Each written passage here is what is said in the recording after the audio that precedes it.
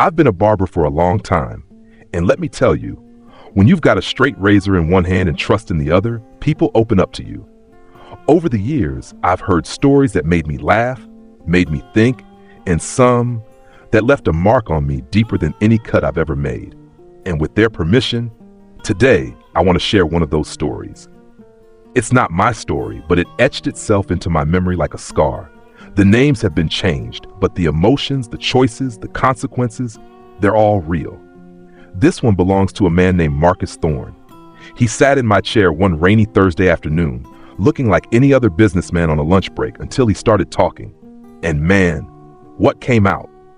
It wasn't just the story of a billionaire.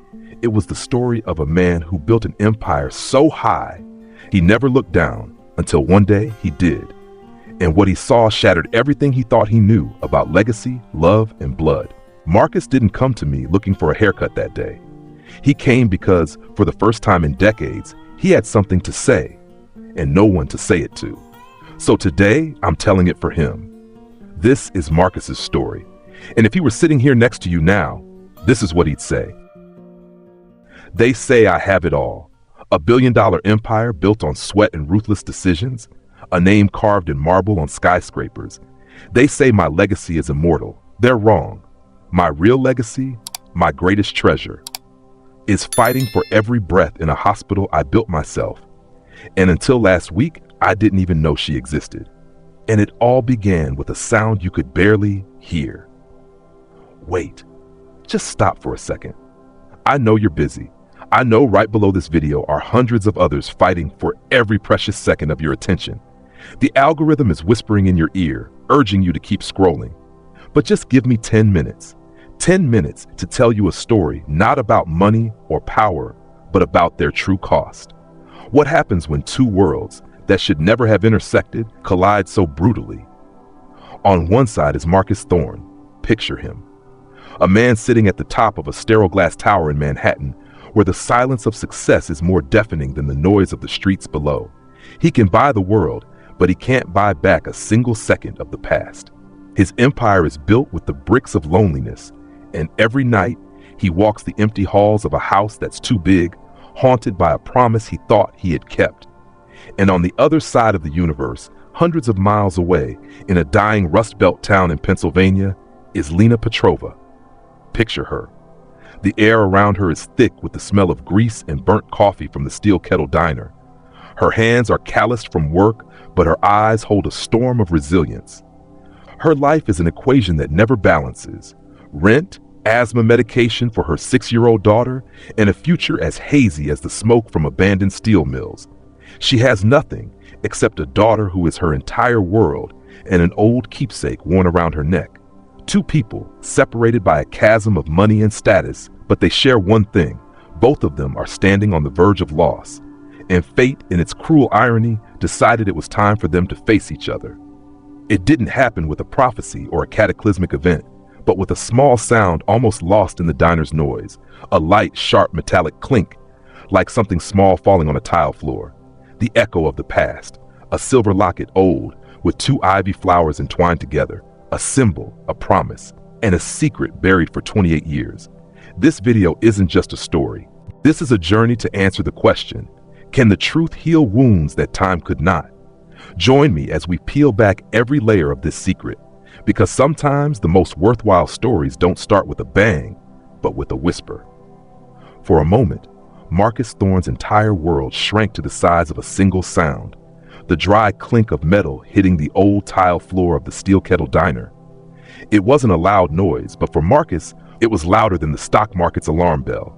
All other sounds faded away. The sizzle of the grill, the clatter of dishes, the static from the old TV in the corner, it all faded into a meaningless drone. His mind focused only on one small object, glittering faintly under the yellow fluorescent lights. The silver locket. It lay there on the sticky floor, a small island of the past in an ocean of the shabby present. Lena sighed, a breath of practiced weariness. She muttered something about a cheap chain and bent down to pick it up, but a voice stopped her. "Excuse me?" Marcus said, and his voice sounded strange, even to himself. It was no longer the commanding tone of a CEO, but a low, almost pleading sound. "That locket, Where did you get it?" Lena straightened up, one hand still on her hip, the other gripping a dish rag. She squinted at the man in the expensive suit. His sudden interest made her wary. In her world, no one gave anything for free, and the curiosity of the rich usually meant trouble. "It was my mother's," she answered curtly. "She left it to me. Is there a problem?" Marcus didn't answer right away. He couldn't, because as he looked at the locket resting in Lena's palm, he was no longer in the Steel Kettle diner. He was somewhere else, some other time. The memory flooded back like a torrent, carrying the smell of fresh-cut grass after a summer shower and the clear laughter of two young women. It was a July night, 35 years ago, on the shore of Lake Allegheny. The sky was cloudless, and fireflies flickered in the air like living diamonds. He, a clumsy and hopeful 19-year-old Marcus, was sitting on a picnic blanket with the love of his life, Eleanor. And next to Eleanor was Sophia Petrova. Sophia, with her wild hair and eyes that always held a spark of rebellion, a sadness he was too young then to understand. It was Eleanor's birthday. Sophia took out a small box. Inside were two identical silver lockets, each intricately engraved with two entwined ivy flowers. "Ivy," Sophia said, her voice earnest and heartfelt. "It takes root anywhere and never lets go, just like us sisters." Eleanor smiled, a smile so radiant it could light up the night sky. She placed one locket around Sophia's neck, and Sophia did the same for her.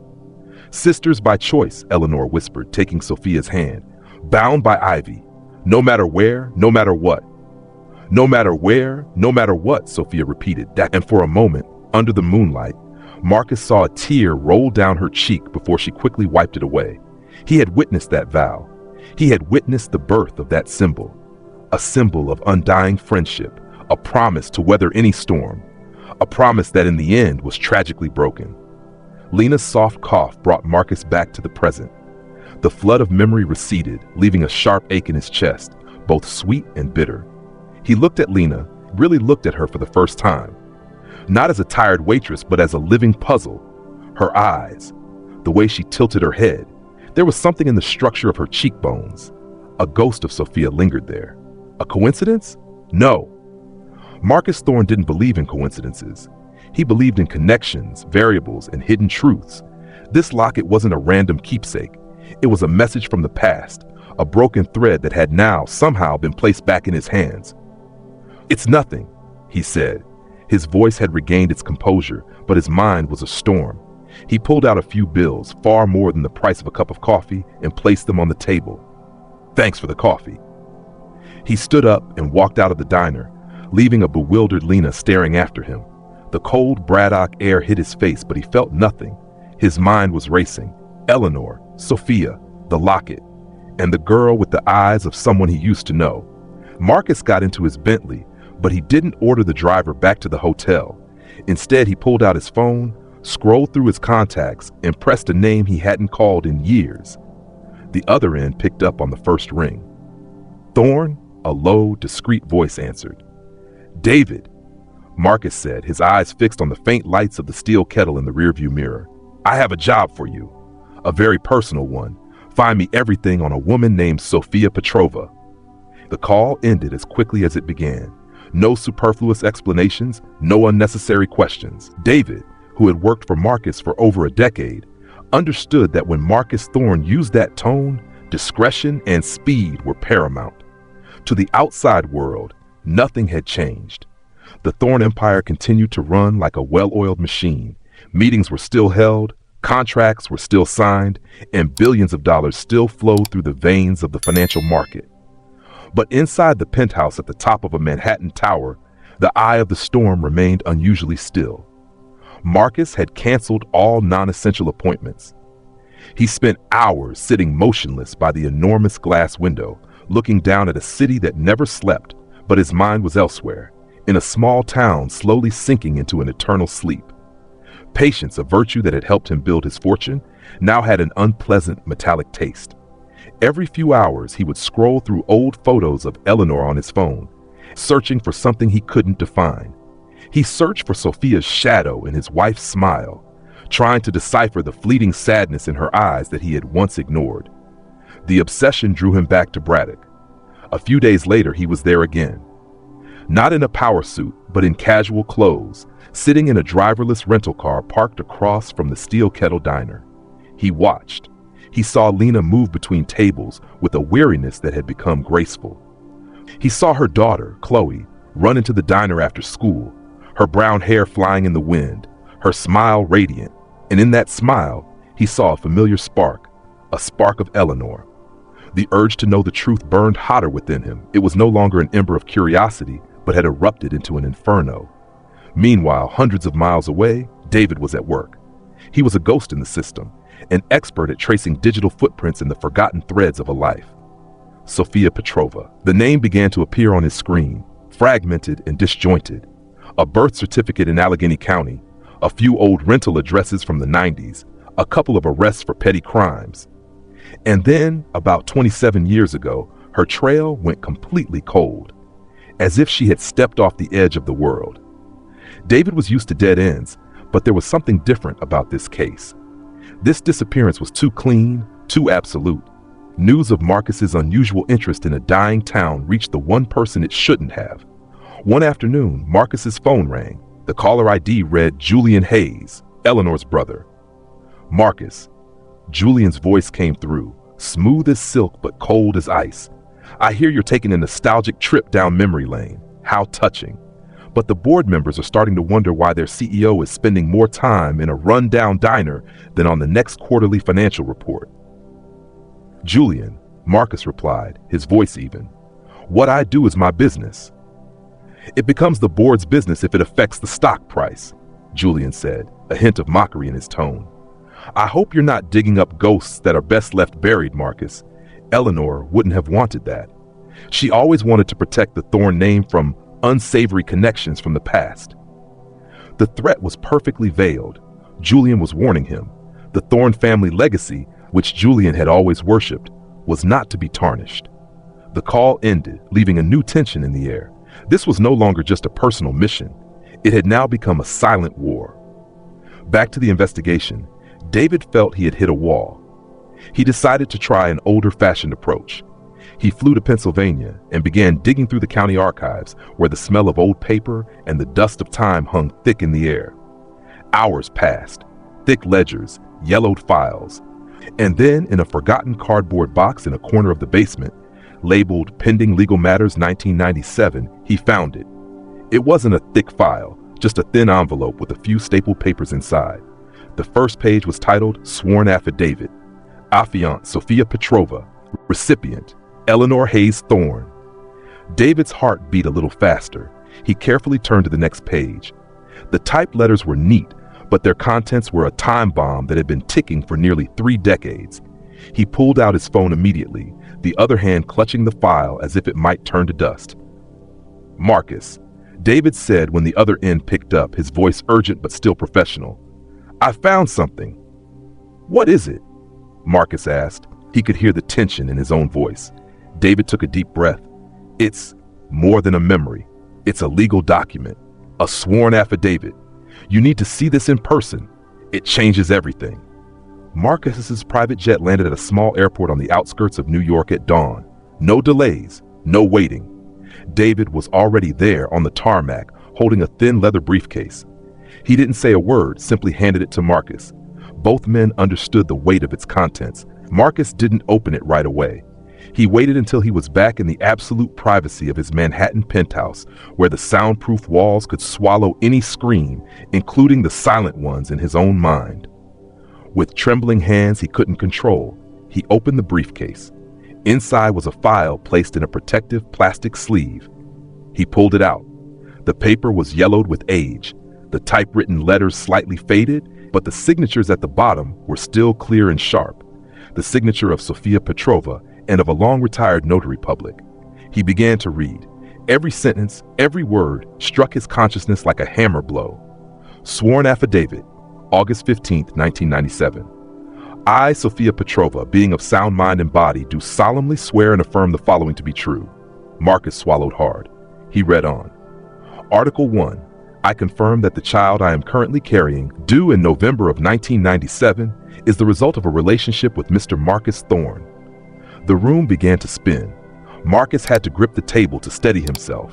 His breathing grew heavy. He forced himself to keep reading. to know everything. Article 2. This relationship occurred during a brief period in late 1996 when the romantic relationship between Mr. Thorne and Miss Eleanor Hayes, my best friend, was temporarily broken. Mr. Thorne has no knowledge of my pregnancy. A devastating truth wrapped in cold legal language. Not a simple betrayal, but a tragedy of timing. A mistake born from the pain and loneliness of two people. Article 3. By this document, I voluntarily and permanently relinquish all rights, claims, or financial support from Mr. Marcus Thorne for myself and my unborn child. I demand this secret be kept in absolute confidence. Article 4. This request is made for the sole purpose of protecting the marriage and happiness of my best friend, Eleanor Hayes Thorne, who does not deserve to bear the burden of my mistakes and my unstable life. I believe this is the last act of love I can give her. The document ended. Marcus read it 3 times. His world, a world built on logic, order, and control, had completely collapsed. Eleanor had known. His wife had known. She had taken this secret to her grave, a secret that had shaped the lives of 3 people. Anger rose in him, hot and searing, aimed at Eleanor, at Sophia, at himself for being so blind. But through that anger, another feeling rose, stronger than all the rest. He had a daughter, a 28-year-old daughter who was struggling in a rundown diner while her billionaire father didn't even know she existed. The anger dissolved, leaving only a single crystal-clear purpose. He had to tell her. That night, he drove back to Braddock. The steel kettle was nearly empty. Lena was wiping down the last of the tables, her movements slowed by exhaustion. When she saw Marcus walk in, an annoyed expression flashed across her face. "We're about to close," she said. "Lena," Marcus said, his voice low and urgent. "We need to talk." Something in his voice made her pause. She crossed her arms, waiting. They sat in an empty booth. The fluorescent light shone down, highlighting the tired lines on their faces. Marcus didn't know where to begin. He simply pushed a photocopied set of the documents across the table. "Read this," he said softly. Lena looked at him skeptically, then down at the papers. She began to read. Her eyes flew across the lines. Her shoulders tensed. The hand holding the papers began to tremble. When she reached the last line, she looked up. Her face was pale, her eyes wide with confusion and disbelief. What kind of joke is this?" she whispered. "It's not a joke, Lena," Marcus said, his voice breaking. "It's the truth. I'm your father." Silence fell, and then it shattered. Lena laughed, a bitter, painful sound. "My father?"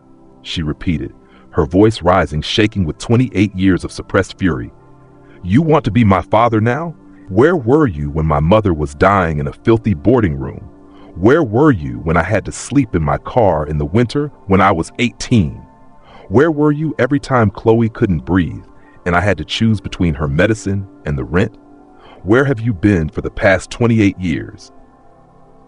She shot to her feet, her eyes full of tears but blazing with rage. "You think you can just show up in your expensive suit with your late-stage guilt and fix everything? You can't!" She grabbed a stack of Chloe's medical bills that she always kept in her apron pocket and threw them on the table, right in front of Marcus.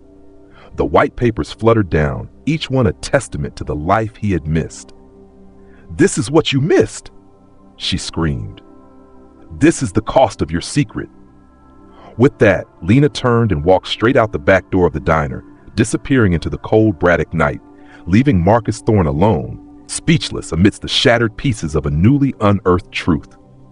When the back door of the diner slammed shut, it left behind a heavy silence, thicker than the stagnant air inside. Marcus Thorne didn't move. He just sat there, on the cracked vinyl booth seat, a deposed king on the throne of a collapsed kingdom. In front of him, scattered across the sticky tabletop, were Chloe's medical bills. They were no longer just pieces of paper. They were the diary pages of a life he had never known, every line a silent accusation. The cost of an emergency room visit, the price of an inhaler. Each number was a tangible testament to the sleepless nights, the anxieties, the burdens his daughter had shouldered alone. The anger had vanished, the shock had subsided, and only a bottomless sense of guilt remained. He, the man who could move markets with a phone call, was utterly powerless before these pieces of paper. He carefully, almost reverently gathered them, smoothing the creases and arranging them into a neat stack. It was the only thing he could do. A small, meaningless act, but it was all he had. Meanwhile, Lena was driving. She didn't know where she was going, only that she had to go, had to move, so the storm in her chest wouldn't tear her apart. Marcus's words, the lines in the affidavit, and the image of his pained face swirled in her mind.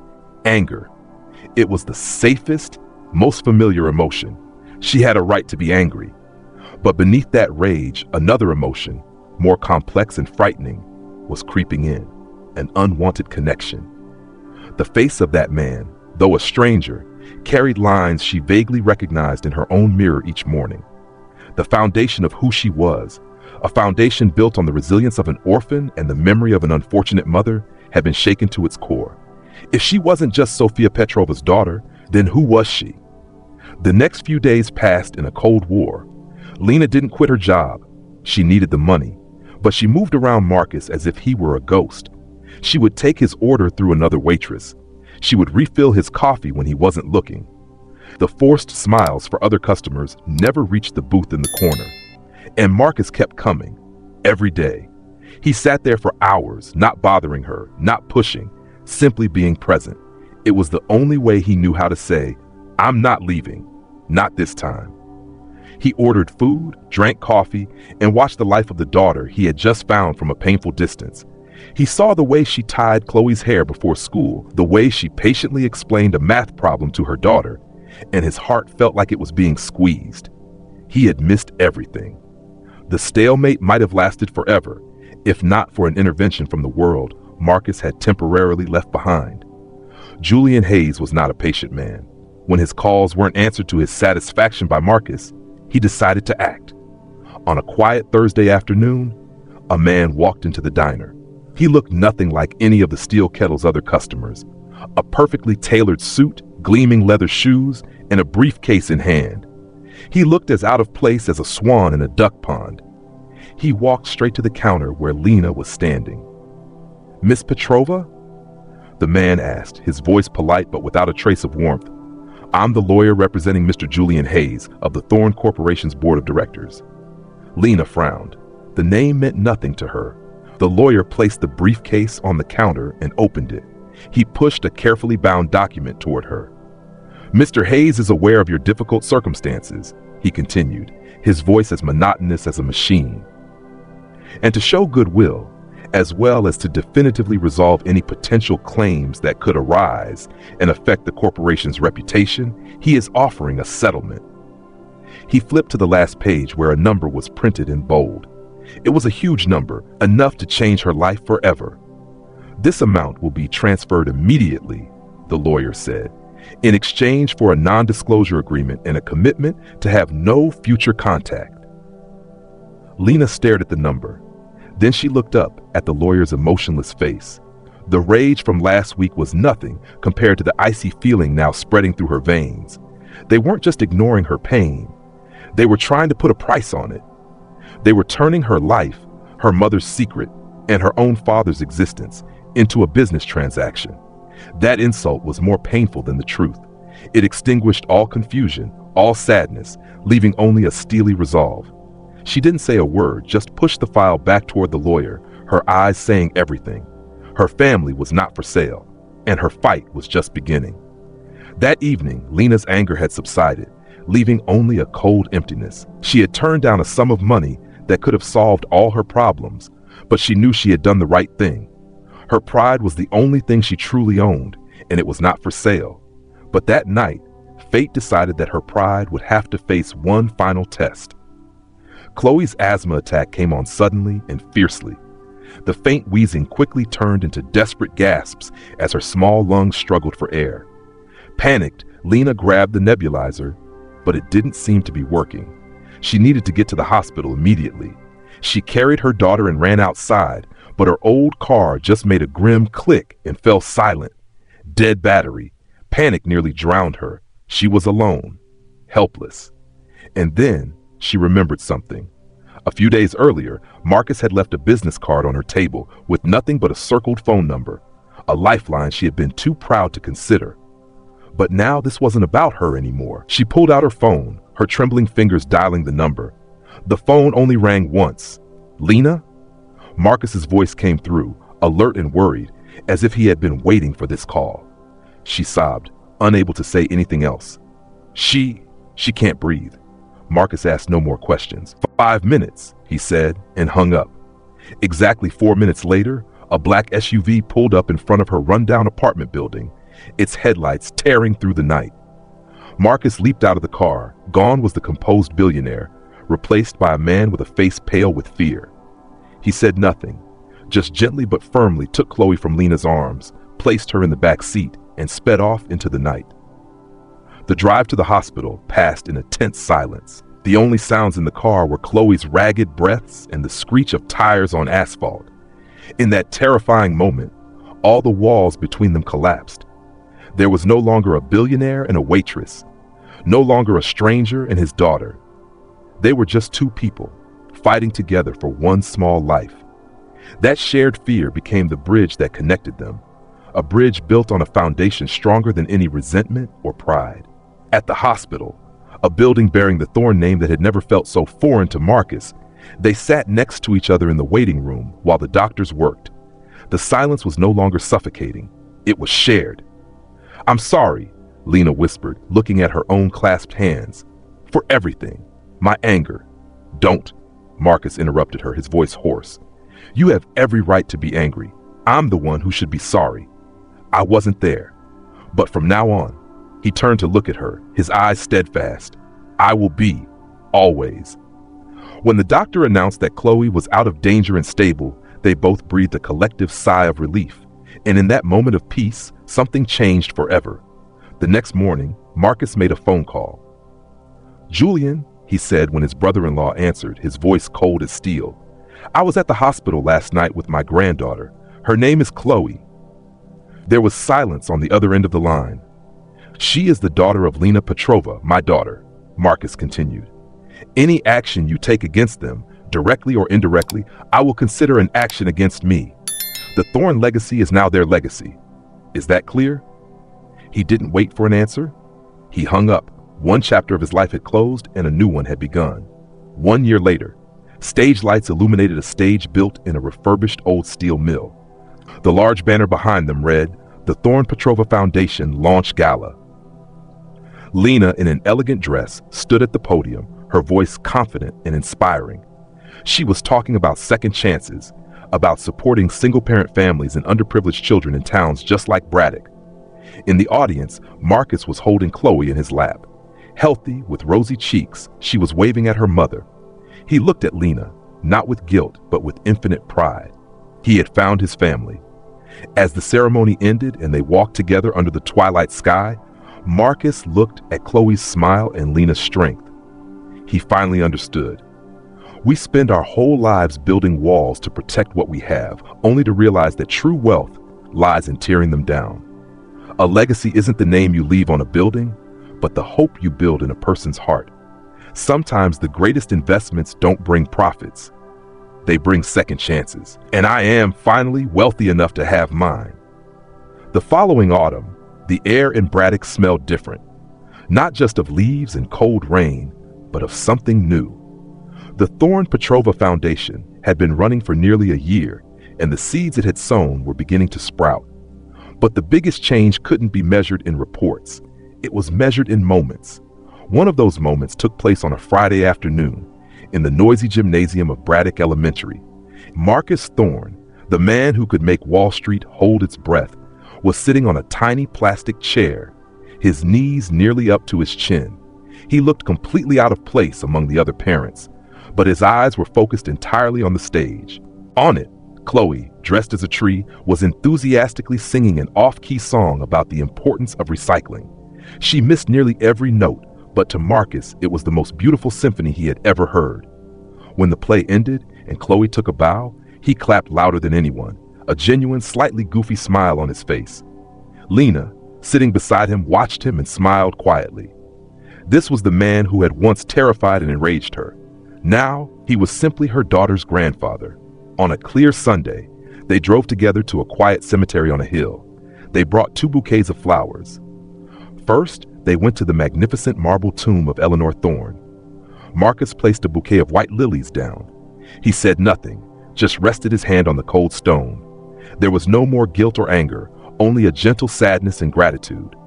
He knew in some complex way that Eleanor would have wanted this. Then they walked to another corner of the cemetery, to a much simpler headstone. Sophia Petrova. Lena placed a bouquet of bright sunflowers down. She knelt, tracing the letters carved in the stone. "Mom," she whispered, "I want you to meet some people." She looked at Marcus and Chloe standing behind her.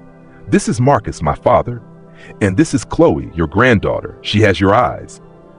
In that moment, 4 people from 2 generations, the living and the dead, were finally together. The secrets had been forgiven, the promises mended. Their new life wasn't about extravagant vacations or fancy parties. It was Tuesday evenings, when Marcus, after a day of video conference board meetings, would patiently sit with Chloe, helping her build a castle out of Legos, a task he found more difficult than a hostile takeover. It was Saturday mornings, when Lena, now the executive director of the foundation, would go with Marcus to visit a family that had just received a grant, listening to their story not with the pity of a donor, but with the empathy of someone who had been there. One evening, while reading a bedtime story to Chloe, the little girl pointed to the locket around Lena's neck.